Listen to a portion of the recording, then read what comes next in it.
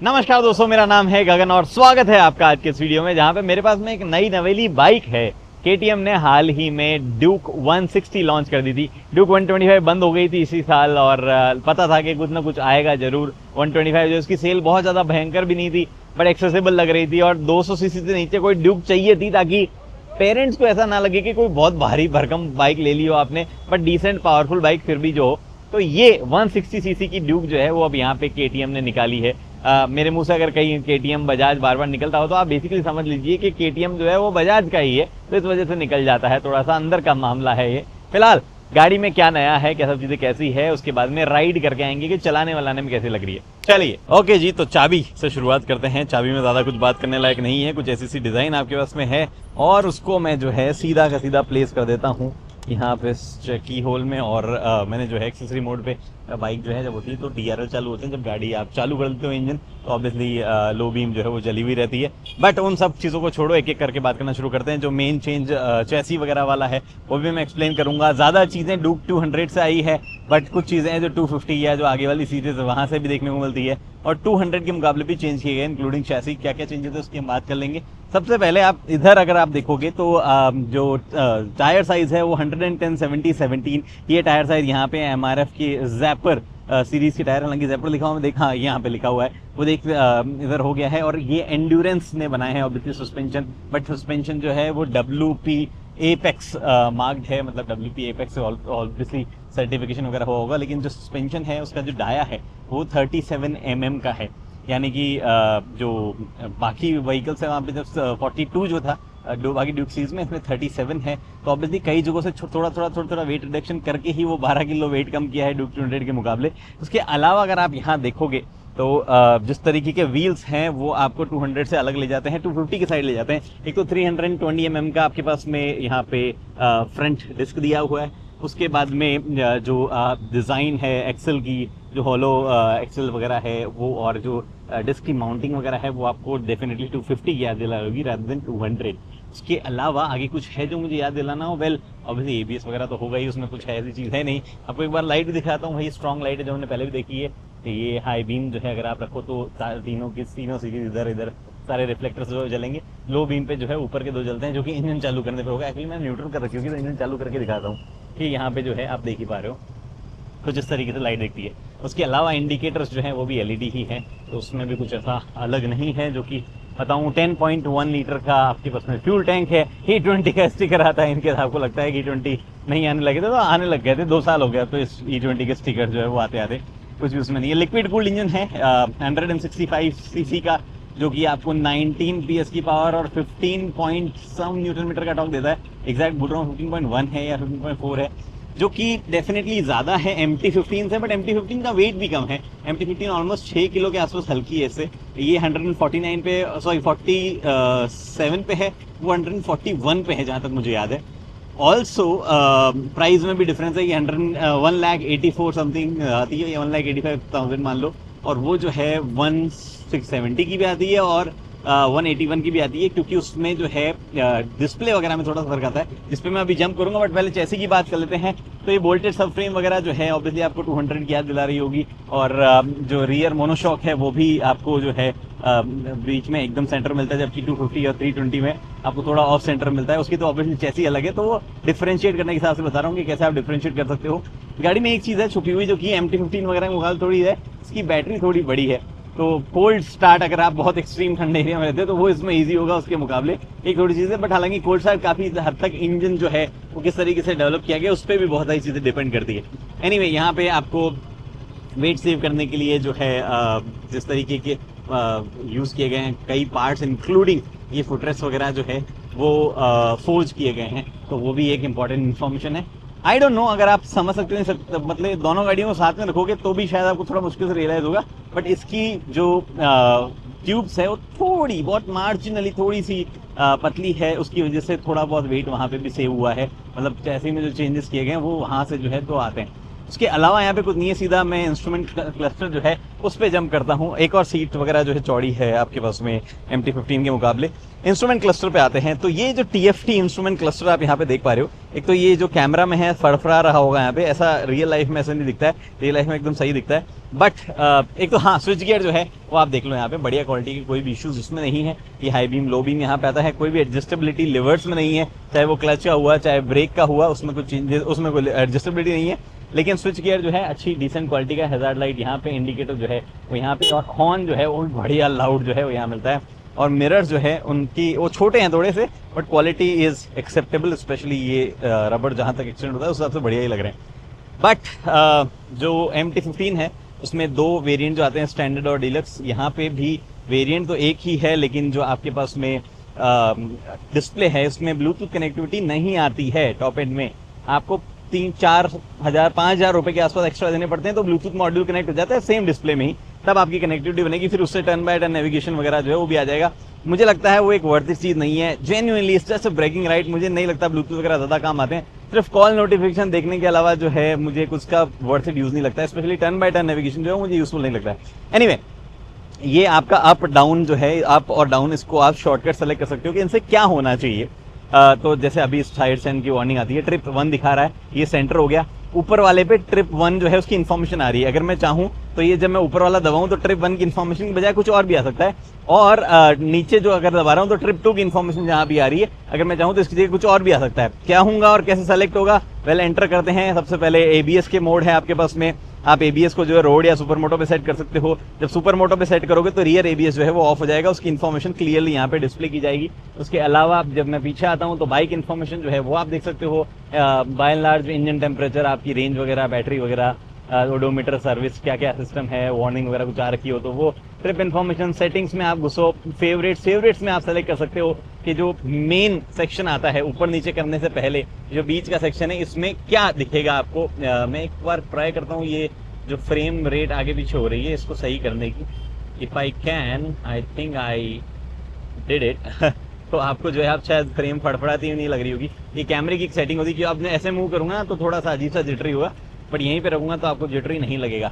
तो यहाँ पे हम जो है बात कर रहे थे क्या, एक सेकंड रुको, मैं फोकस जस्ट चेक कर लेता हूँ, क्या मेरे पास और बेहतर एंगल है दिखाने के लिए। हाँ, ये आई थिंक ज़्यादा बेहतर एंगल है दिखाने के लिए। तो यहाँ पे अगर आप देखोगे तो trip 1, trip average speed, time जो है, और एवरेज स्पीड 2, जो भी आपको देखना है वो आप बीच में देख सकते हो। देयर आर मल्टीपल ऑप्शंस के बीच में आपको एग्जैक्टली क्या देखना है। क्विक सेलेक्टर जो ऊपर और नीचे, उसकी सेटिंग आप यहाँ से कर सकते हो। आप बोलोगे भैया डाउन में तो मेरे को ABS सेट करना है तो आप कर सकते हो, और ऊपर ट्रिप 1 देखना है तो आप कर सकते हो। शिफ्ट लाइट आनी चाहिए नहीं आनी चाहिए वो आप सेट कर सकते हो। बस गाड़ी अभी तक 1000 किलोमीटर नहीं चली है, 1000 किलोमीटर से पहले जो है RPM थोड़े लिमिटेड होंगे। उसके बाद में clock and date units, extra function में ABS मोड जो है वो लिखा हुआ है, करता क्या है मुझे पता नहीं। और मुझे लगता है जो ब्लूटूथ कनेक्ट जब आप करोगे तो उससे रिलेटेड बाकी इन्फॉर्मेशन जो है वो भी आप यहीं से कंट्रोल करोगे। ये कुछ चीजें यहाँ पे मेन्यू में हो गई। स्टैंडर्ड कुछ जो आपको इन्फॉर्मेशन दिख रही है उनमें यहाँ पे दिख पा रहा है आपको टाइम, उसके बाद में ये ऑब्वियसली आपको उसमें RPM जो है वो दिख पा रहा है, और इधर आपको फ्यूल गेज है, इधर ओडोमीटर है, और ये आपका डिजिटल स्पीड आ गया, और ऊपर की तरफ यहीं पे आ गया आपका गियर पोजीशन जो है वो। न्यूट्रल के 2 आपको ऑप्शन दिख जाएंगे, अब बाकी गियर जो है वो सिंपली सिर्फ यहीं दिखेगा। ये एक चीज़ जो है गियर के साथ में आती है। उसके बाद में मैं आपको बाकी चीज़ें दिखाता हूँ, कुछ और बाकी रहा हो तो। क्या बाकी रहा होगा इस जगह, तो कुछ नहीं बचा जो मुझे बताना हो। इसके अलावा रियर में आपको मैं दिखाता हूँ, थोड़े टायर वगैरह जो है उनकी भी शेप वगैरह चेंज की गई है।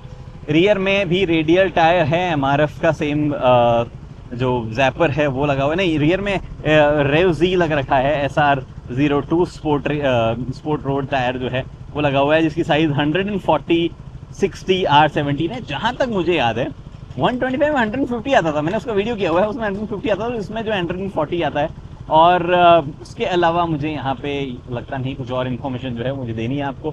ये हो सकता है भूल जाऊँ, आप पूछ लेना अगर कुछ भूल जाऊँ तो। यहाँ पे आपके पास में LED रियर लाइट जो है वो भी आप देख पा रहे हो। इसको चलाने में इंटरेस्टिंग लग रही है भाई। इसको चला के आते हैं, एक्चुअली वहाँ पे थोड़ा कुछ और होगा तो वो मैं बताता हूँ आपको मेरे क्या फीलिंग जो है वो इस बाइक में आ रही है। रियर ABS ऑन, और एक छोटा सा चक्कर जो है वो काट के आते हैं, बिकॉज बारिश ने जो है 2 बार तो व्यवधान डाल दिया है, तीसरी बार व्यवधान ना डाल दे बारिश तो वो एक चक्कर हो सकता है। हमने जो है क्विकली मैंने थोड़ा सा गियर अप कर लिया ताकि जो है मामला ओके, ठीक है भाई, ठीक है। मामला ठीक लग रहा है। ओके, यहाँ चलते हैं। थोड़े बहुत गड्ढे वगैरह ज़्यादा नहीं देख पाऊँगा मैं।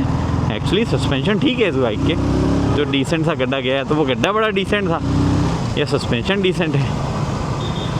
तो ऐसे पहले कि मैं भूल जाऊँ, दो चीज़ें तो मैं आपको बता ही देता हूँ। एक तो ये जो डिस्प्ले है इसके अंदर लाइट बैकलाइट आती है, और बैकलाइट जो है वो स्विचेस में भी आता है। ये दो चीज़ें मेरे को बतानी थी, भूल गया। लाइट सेंसर लगा आता है तो ब्राइटनेस जो है ऊपर नीचे अपने आप ही उस हिसाब से हो जाएगी। गड्ढे भी देखो, बड़े गड्ढों की व्यवस्था तो मानसून में हर जगह ही है। एक्चुअली ठीक है सस्पेंशन है यार, हाँ इट्स फील्स नाइस। मेरे को सस्पेंशन ठीक लग रहे हैं, जिस तरीके के गड्ढे वगैरह मैं झेल रहा हूँ। काफ़ी 160 सीसी रिफाइंड बाइक की वाइब है इसमें, और ड्यूक वाली वाइब कम है। जो ड्यूक का एग्रेसिव नेचर जैसा फील होता है स्पेशली इनिशियल स्टेजेस में। हालांकि ब्रेक्स बहुत सही है भाई, nice brakes actually, very nice brakes. Okay, बहुत रिफाइंड इंजन है ये, किसी भी तरीके से ड्यूक के नेचर वाला इंजन ही नहीं है ये, तो काफ़ी रिफाइंड इंजन जो है मुझे लग रहा है। चलो स्पीड लिमिट हमारे पास में, but in general seating position जो है वो थोड़ी सी ऑब्वियसली आप फॉरवर्ड ऐसे लीन करके ही बैठोगे, और बहुत ज़्यादा ऐसे कमिटेड पोजीशन नहीं है, बट आपको जो है एग्रेसिव नेचर वाली फीलिंग ज़रूर वहाँ पे दे देगी। ये देखो लाइट अब आपको थोड़ी दिख ही पा रही होगी। मैं पीछे आ जाता हूँ वापस, मैंने सेटिंग जो है उस पर आ रखा था मैं।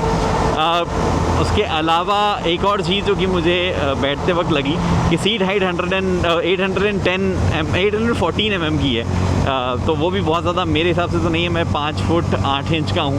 अगर आपकी सीट हाइट अगर आपकी हाइट थोड़ी कम है तो शायद फिर आपको मे भी थोड़ा सा बेटर MT-15 पे लग सके, बट फिर आपको थोड़ी और ही लोअर बाइक चाहिए होगी। बट बहुत ज़्यादा फ़र्क MT-15 और इसकी सीट हाइट में नहीं है। हालांकि इसका सीट बेस थोड़ा सा चौड़ा है, स्पेशली पिलियन सीट पे। वो मैंने एक फील किया। पिलियन बैठ के मैं नहीं देख पाया अनफॉर्चुनेटली। ये बारिश भी जो है अभी बूंदाबांदी रुकी है थोड़ी सी, तो थोड़ा सा सड़कें सूखी, तो मैंने कहा चलो चल लेते हैं। अदरवाइज़ मैं एक बार अवॉइड ही कर रहा था राइड करना भी इसको भी, क्योंकि मेरे को थोड़ा सा और बेटर ऐसा राइड का फील लेना था। उसके अलावा सीट हाइट वगैरह के अलावा जो है मैं एक बार यू टर्न मार लेता हूँ। I believe yes this is a U turn spot, yes this is a U turn spot. एक चीज़ जो और मैं महसूस कर रहा था बैठते ही, वो ये कि जो नहीं, एक तो मैंने आपको ब्रेक की बात बता दी, मैंने आपको सस्पेंशन की बात बता दी, मैंने आपको सीटिंग पोजीशन की बात बता दी। उसके मैं क्या बोल रहा था, एक और चीज़ मैं भूल गया बोलते बोलते सीट हाइट हाँ, ग्राउंड क्लियरेंस जो है वो 174 mm का है। वैसे मुझे कोई ऐसा लगता नहीं कहीं पे भी आप स्क्रैप वगैरह करोगे, बट नीचे कोई प्रोटेक्शन वगैरह जो है वो ऐसा नहीं आती है। इस स्टाइल ऑफ बाइक की जो है ऐसा कोई प्रोटेक्शन होती है। देखो मैं बाइक वाली टिपिकल हरकत करता हूँ, इस स्टाइल ऑफ बाइक्स में जो है वैसे भी कोई प्रोटेक्शन या ऐसी चीज़ नीचे जो है वो नहीं दी जाती है। एनीवे, तो मेरा सेशन बाद में खुलेगा, ये जब वापस नेक्स्ट खुलेगा तब मेरे को जो यूटर्न मारना है, तो यूटर्न मार के फिर ही बात करते हैं आगे की। चलो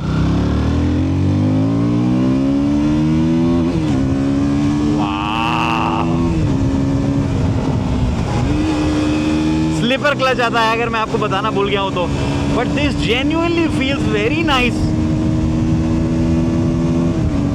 चलो स्पीड लिमिट हमारे पास में फिर से आ गई है, इतना ही जो है वो दौड़ाने का मौका मिल रहा था, बट ये एक्चुअली बढ़िया फील हो रही है मुझे।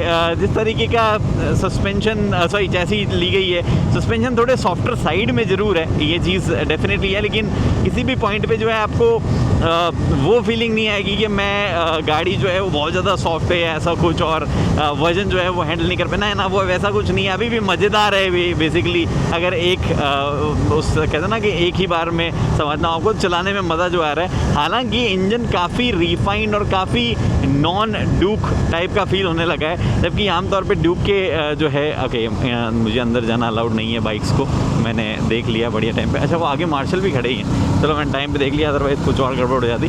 तो काफ़ी रिफाइंड जो है वो इंजन वहाँ पे फीलिंग हो रहा है, बट मुझे लग रहा है काफ़ी सही चीज़ ये होने वाली है। जिन भी लोगों को ड्यूक वाले सेगमेंट में एंटर होना था और उनको कुछ ऐसा एग्रेसिव या वैसी चीज़ नहीं चाहिए थी, बहुत रिफाइंड बढ़िया माइलेज भी ऑलमोस्ट 40 kmpl के आसपास का माइलेज जो है मिल जाएगा, और माइलेज वगैरह का आपको डिस्प्ले जो है है वो भी मिल ही जाता है, तो वो भी एक पॉजिटिव चीज़ है। इन जनरल मैंने जैसा आपको बताया कि ब्लूटूथ वगैरह कनेक्टिविटी आपको 5,000 रुपये ऑप्शनल दे के मिलेगी, नहीं मिलती तो अभी मैं तो ऑनेस्टली दुखी नहीं हूँ, ना मिले तो ना मिले, मेरे को ऐसा कुछ खास फर्क नहीं पड़ता उससे। तो अगर आप उन लोगों में से हो जिनको वो है तो आप ले सकते हो, अलग से अपना लगवा लेना। उसके अलावा हमने थोड़ा सा गलत टर्न ले लिया है, मेरे को एक राउंड और इसका काटना पड़ेगा, तो मौका जो है वो गंवाते नहीं हैं और एक बार फिर से गड्ढे में डालते हैं बाइक को। एक बार फिर से मुझे लग रहा है कि सस्पेंशन जो है वो सही डायरेक्शन में है। अगर आप फास्ट चलाओगे तो डिसेंट जो है वो हार्ड भी फील हो रहे हैं। वेरी नाइस, वेरी नाइस, इस नाइस। स्विच गियर थोड़े से अगर आपने ग्लव्स पहन रखे हैं तो उतना ज़बरदस्त एक्सेसिबल नहीं है।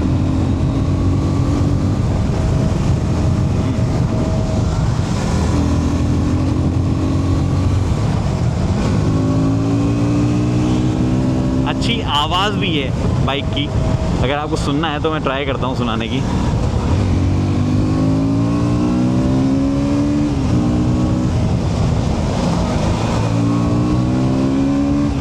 बजाज का कहना है कि स्लीपर क्लच की वजह से 22% लाइटर फील जो है वो आती है अपने क्लच गियर्स की, ऑब्वियसली क्लच की भी, जो गियर चेंज प्रोसेस की बेसिकली। तो मतलब ऑब्वियसली मैं ड्यूक चलाया हुआ बहुत टाइम हो गया, 200 चलाया तो ज़माना ही हो गया मेरे ख्याल से, तो मुझे याद नहीं कि कैसे क्या फीलिंग उसमें आ रही थी या वो किससे कंपेयर कर रहे थे, 22% कहाँ से नंबर आया। बट ओवरऑल मुझे इसको चलाने में जो है अच्छा फील हुआ। इट्स क्वाइट मेच्योर्ड और ऐसा ना शांति प्रिय राइड लगती है। पावर है बट ऐसा सर पे नहीं चढ़ती है, वैसी वाली फीलिंग नहीं है, जो कि एक अच्छी बात है। अगर आप लेना चाह रहे हो और आप उन लोगों में से हो जिनको ऐसा आउटराइट ऐसा रॉ पावर टाइप फीलिंग जो 200 में आ रही थी वो नहीं चाहिए, तो आप यहाँ पे जो है डेफिनेटली थोड़ा ले सकते हो। ऑब्वियसली 200 में ज़्यादा पावर भी है, तो वो भी एक रीज़न था। मुझे 125 और 200 मैंने एक साथ चलाई थी तो मुझे डिफ्रेंसिएशन बहुत लगता था। 10 PS का फ़र्क था, इसमें जो है सिर्फ 5-6 PS के आसपास का ही फ़र्क जो है यहाँ पे रहेगा। बट बढ़िया चीज़ लगी मुझे ओवरऑल। मैं ऐसा डिसअपॉइंटेड टाइप नहीं हूँ, बस थोड़ा सा प्राइस जो है वो और बेटर होता, या फिर कई लोगों को जो है सिंगल ओवरहेड वाला लगेगा कि वो अगर होता तो बेटर होता। सॉरी, वो ये DOSC नहीं है, तो वो वाली चीज़ यहाँ पे जो है एक थोड़ा सा टॉकिंग पॉइंट बन सकती है। बट इन जनरल अगर आपका इंजन सही काम कर रहा है, पावर वगैरह डिलीवर कर पा रहा है, हाई आरपीएम पे जा पा रहा है, तो वो हो ना हो उस पर कितना फ़र्क पड़ता है ये तो आप ही बताओ, आपको कितना लगता है। मुझे ऐसा मेजर डिफरेंस जो है वो मतलब वो मेरे दिमाग में ऐसा मेजर ब्लॉकेड वो नहीं है। ये चीज़ें हैं। ये जो आरपीएम की लाइट आने लगती है पहले यहाँ पे 6000 समथिंग पे, ट्राई देखना है, ये आती है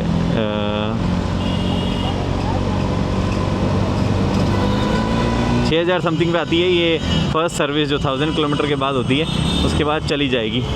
उसके बाद में आप शिफ्ट लाइट आनी चाहिए, कब आनी चाहिए वो आप सेट कर सकते हो अपने हिसाब से। फ़िलहाल जो है ओह यस भाई, मिड रेंज ऐसे थोड़ा सा खींचता है और मज़ा सा आता है भाई। देखो ठीक है, 4000 RPM थोड़ा सा स्लो करते हैं हम थर्ड गियर में, स्पेशली वो फीलिंग के लिए। मिड नहीं, हाई 6000 RPM के बाद बढ़िया। वैसे भी पीक जो पावर है वो अराउंड 10,000 RPM में निकलती है, तो ऑब्वियसली मज़ा तो वहाँ पे आना ही है। ऐसे फीलिंग आ रही है उसकी, बहुत अच्छा है। फन बाइक, बहुत लंबे राइड वगैरह तो नहीं कर पाओगे आप उस पर, क्योंकि सीट जो है उतना भी कंफर्टेबल नहीं है, आपको आगे की तरफ भी झुकाती है और थोड़ी हार्ड भी है, बट अच्छी है, मतलब इट्स फन। एक चीज़ तो है, कंक्लूजन बेसिकली मेरा यही रहेगा कि देखो सीधा MT-15 से आप कंपैरिजन करोगे इसका, और अगर स्पेक्स वगैरह में देखो तो थोड़ा बेटर लगती है ये, बट प्राइस भी इसकी ज़्यादा है। लेकिन कई चीज़ें हैं जो कि MT-15 की भी ज़बरदस्त है प्राइस वगैरह के हिसाब से, तो वहाँ पे जो है मुझे लगता है डिसीजन प्रॉब्ली इस तरीके से होगा। अगर आपको ड्यूक वाले एक लीग में घुसना है तो ड्यूक आपके लिए है, और अगर आपको सिमिलर पावर स्पेक्स सब कुछ चाहिए और थोड़ा सा वो जैपनीज टच चाहिए तो आप MT-15 की तरफ जाओगे। बट मेरे ख्याल से ठीक प्रोडक्ट है। वो ड्यूक जैसी हार्शनेस और वो जो होता है ना इनिशियली एकदम कहते थे ब्रूटैलिटी वाली फीलिंग जो है वो यहाँ पे नहीं है। 200 थोड़ी सी लगती है उस जोन की, थोड़ी सी 250 जो है वो भी इसी तरीके से थोड़ा सा आराम रिफाइंड और वैसी वाली ड्यूक है। तो दिस इज़ नाइस। बाकी आप चला के थोड़ा और बेहतर एक्सपीरियंस करेंगे। मैं उतनी ज़्यादा चला नहीं पाया हूँ, तो मैं आपको बहुत ही ज़्यादा डीप इनसाइट जो है वो चलाने में नहीं दे पाऊंगा, unfortunately. I am sorry about that. कभी लंबा 2-3 दिन चलाने का मौका मिलेगा फिर थोड़ा सा बेटर समझ में आएगा, या कोई थोड़ी ओपन स्ट्रेच में समझ में आएगा। दिल्ली में भयंकर ट्रैफिक होता है यार, ऊपर से आज तो बारिश वाली सीजन भी है। एनीवे एनीवे फिलहाल इतना ही इस वीडियो में। उम्मीद करता हूँ वीडियो पसंद आई, पसंद लाइक शेयर सब्सक्राइब आप कर सकते हैं। चलाओ ना चलाओ मुझे नहीं फर्क पड़ता, लेकिन चलाओ तो हेलमेट पहन लेना भाई साहब, ये बहुत जरूरी है। और हाई बीम और हैजार्ड लाइट जो है वो शहरों के लिए नहीं बने। हैजार्ड लाइट तो चलते वक्त के लिए भी नहीं बनी है। ये जो हैजार्ड लाइट जलाते हो आप ऐसे ऐसे, कहाँ जल गई? हाँ ये जल गई यहाँ पे। ये सिर्फ स्टेशनरी व्हीकल की जलती है, जब गाड़ी खड़ी रहती है तब। Okay bye bye.